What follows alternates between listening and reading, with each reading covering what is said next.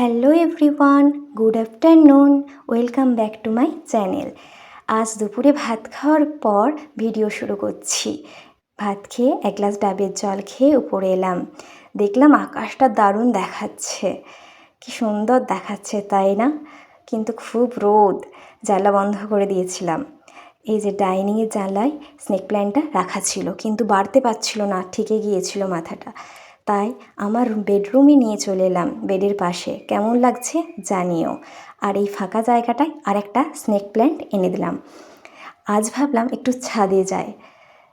ছাদে গিয়ে দেখি কি রোদ, তখন বাজে 5টা বিকাল। গিয়ে দেখি এই যে গাছগুলো সকালে আমি জল দিয়েছি, আর দেখো এখন পুরো সিমেন্টের মতো হয়ে গেছে মাটিটা, শক্ত। এত রোদের তাপ, কি আর করা যাবে।